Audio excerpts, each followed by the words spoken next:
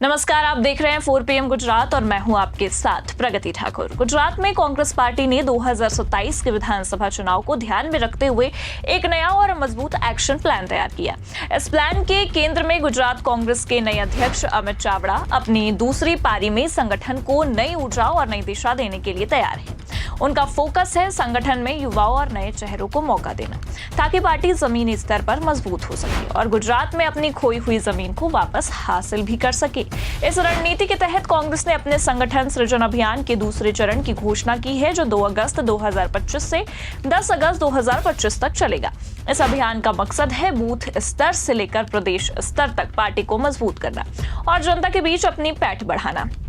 अमित चावड़ा को हाल ही में दूसरी बार गुजरात कांग्रेस का अध्यक्ष बनाया गया। इससे पहले वे 2018 से 2021 तक इस पद पर रह चुके हैं और अब फिर से पार्टी ने उन पर भरोसा जताया है। चावड़ा गुजरात के आनंद जिले के अंकलब सीट से 5 बार के विधायक हैं और एक ओबीसी चेहरा होने के नाते उनकी पकड़ पूरे गुजरात में है। उनकी साफ सुथरी छवि और संगठन में लोकप्रियता ने उन्हें इस जिम्मेदारी के लिए पहली पसंद बनाया है। अब आपको बता दें कि चावड़ा का राजनीतिक सफर भी प्रेरणादायक है। उन्होंने अपने करियर की शुरुआत national students union of India से की थी, जो कांग्रेस का छात्र संगठन है। इसके बाद वे युवा कांग्रेस में सक्रिय रहे और गुजरात युवा कांग्रेस के अध्यक्ष भी बने। इस दौरान उन्होंने युवाओं को संगठित करने और पार्टी की जमीनी स्तर पर पहुंच बढ़ाने में अहम भूमिका निभाई। केमिकल इंजीनियरिंग में डिप्लोमा धारक चावड़ा ने कई शैक्षणिक ट्रस्टों और सहकारी संगठनों में भी काम किया है, जिससे उनकी सामाजिक और राजनीतिक समझ और मजबूत हुई है। कांग्रेस का संगठन सृजन अभियान गुजरात में पार्टी को मजबूत करने की एक बड़ी पहल है। इस अभियान का पहला चरण अप्रैल 2025 में शुरू हुआ था, जब पार्टी ने अहमदाबाद में राष्ट्रीय अधिवेशन आयोजित किया। इस अधिवेशन में राहुल गांधी और कांग्रेस अध्यक्ष मल्लिकार्जुन खड़गे ने गुजरात में पार्टी की स्थिति को मजबूत करने की रणनीति पर चर्चा की थी। वहीं अब दूसरा चरण 2 अगस्त से 10 अगस्त 2025 तक चलेगा, जिसमें बूथ स्तर से लेकर जिला स्तर तक संगठन को मजबूत करने पर जोर दिया जाएगा।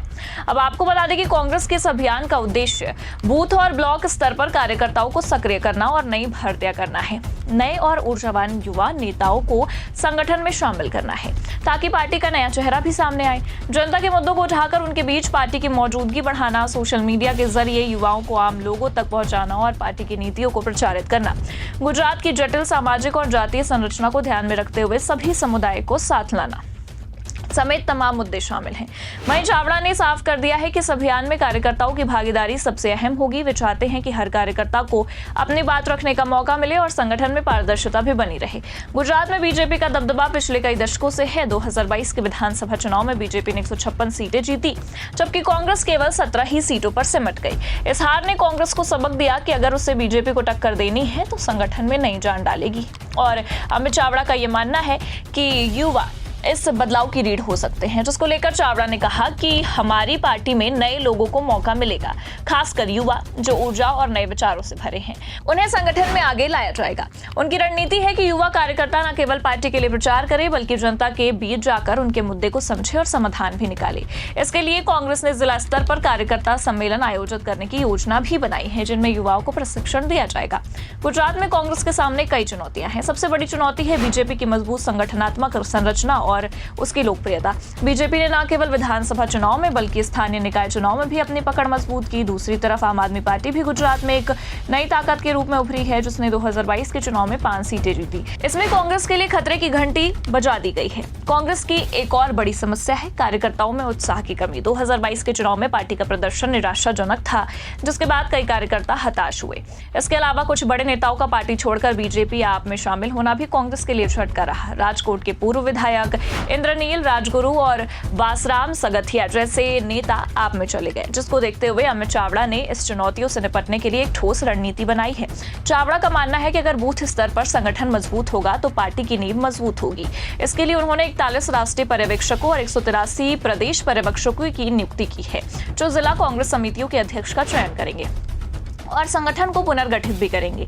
ये पर्यवेक्षक ये सुनिश्चित करेंगे कि हर बूथ पर सक्रिय कार्यकर्ता हो और जनता के साथ उनका सीधा संपर्क हो। चावड़ा ने साफ किया है कि कांग्रेस जनता के मुद्दों को लेकर सड़क से विधानसभा तक जाएगी और उन्होंने भ्रष्टाचार, बेरोजगारी और ठेका प्रथा जैसे मुद्दों पर भी बीजेपी सरकार को घेरने की बात कही है। खासकर युवाओं के लिए स्थायी सरकारी नौकरियां और ठेका प्रथा को खत्म करने का वादा उनकी प्राथमिकता में है। गुजरात में जाति और सामाजिक समीकरण बहुत मायने रखते हैं। चावड़ा खुद ओबीसी समुदाय से आते हैं, इस बात को अच्छे से समझते हैं कि उनकी रणनीति है कि पार्टी सभी समुदाय, खासकर युवाओं, महिलाओं, किसानों, छोटे व्यापारियों और वंचित वर्गों की आवाज बने। इसके लिए उन्होंने आदिवासी नेता तुषार चौधरी को विधायक दल का नेता बनाया ताकि आदिवासी समुदाय के मुद्दे को भी प्रभावी ढंग से उठाया जा सके। वहीं आज के दौर में सोशल मीडिया एक बड़ा हथियार है। चावड़ा ने सोशल मीडिया मोबिलाइजेशन की रणनीति बनाई है और जिसके तहत हर जिला स्तर पर सोशल मीडिया टीमें बनाई जाएंगी। ये टीमें बीजेपी सरकार की नाकामियों को उजागर करेगी और कांग्रेस की नीतियों को जनता तक पहुंचाएगी। इसके साथ ही जनसंपर्क अभियान के जरिए कार्यकर्ता गांव-गांव और गली-गली जाकर लोगों से भी मिलेंगे। चावड़ा ने हाल ही में गौ माता को राज्य माता भी घोषित करने के लिए विधानसभा में बिल लाने की बात कही। ये कदम गुजरात में हिंदुत्व के मुद्दे पर बीजेपी को चुनौती देने की रणनीति का ही हिस्सा है। चावड़ा ने शंकराचार्य स्वामी अभिमुक्तेश्वरानंद के गौ माता राष्ट्र माता अभियान का समर्थन किया और कहा कि कांग्रेस इस मुद्दे को विधानसभा में उठाएगी। ये कदम गुजरात को हिंदू बाहुल्य आबादी को आकर्षित करने की कोशिश है। अब आपको ये भी बता दें कि 2 अगस्त से शुरू होने वाला संगठन सृजन अभियान का दूसरा चरण कांग्रेस के लिए बहुत अहम है। इस चरण में पार्टी कई बड़े कदम उठाएगी और जिसमें हर जिले में कार्यकर्ता सम्मेलनों का आयोजन किया जाएगा, जिसमें युवाओं और नए चेहरों को शामिल किया जाएगा। हर बूथ पर 10 से 15 कार्यकर्ताओं की टीम बनाई जाएगी जो मतदाताओं से सीधा संपर्क भी रखेगी। युवा कार्यकर्ताओं के लिए प्रशिक्षण शिविर भी आयोजित किए जाएंगे जिसमें उन्हें संगठनात्मक कौशल, नेतृत्व और जनसंपर्क की ट्रेनिंग भी दी जाएगी। अब आपको बता दें कि कांग्रेस बीजेपी सरकार की नाकामियों को उजागर करने के लिए पैम्फलेट और घोषणा पत्र वितरित करेगी। इसमें पार्टी के वादे जैसे मुफ्त बिजली, किसानों के लिए ऋण माफी और युवाओं के लिए नौकरियां भी शामिल होंगी। कांग्रेस का असली लक्ष्य है 2027 का विधानसभा चुनाव। गुजरात में बीजेपी का गढ़ तोड़ना आसान नहीं है, लेकिन चावड़ा और उनकी टीम इसे चुनौती के रूप में भी ले रही है। राहुल गांधी ने हाल ही में यह दावा किया था कि 2027 में कांग्रेस बीजेपी को हराएगी। इसके लिए पार्टी ने नई रणनीतियां भी बनाई हैं, कई वादे भी किए हैं जिसमें युवाओं के लिए 10 लाख नौकरियां और 3,000 रुपए का बेरोजगारी भत्ता, किसानों के लिए 3 लाख रुपए तक की ऋण माफी, मुफ्त बिजली और 500 रुपए के एलपीजी सिलेंडर, लड़कियों के लिए मुफ्त शिक्षा और 3,000 नए अंग्रेजी माध्यम के स्कूल समेत तमाम मुद्दे शामिल हैं।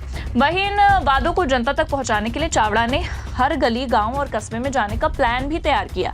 उनका कहना है कि हम जनता के बीच जाएंगे और समस्याओं को सुनेंगे और उनके लिए लड़ेंगे।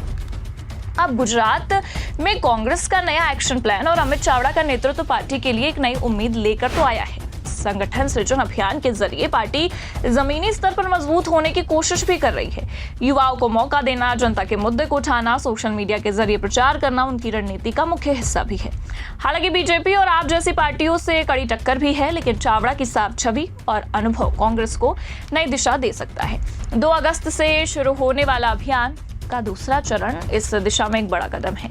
वहीं अब देखना यह है कि क्या कांग्रेस 2027 में गुजरात में अपनी खोई जमीन वापस पा सकेगी। ये तो आने वाला वक्त ही बताएगा। फिलहाल के लिए इस खबर में इतना ही। आप क्या सोचते हैं इस मामले पर कमेंट करके जरूर बताइए। खबर आपको कैसी लगी, लाइक और शेयर जरूर करें। चैनल पर अगर नए हैं तो सब्सक्राइब करना ना भूलें। देखते रहिए 4 PM गुजरात। नमस्कार।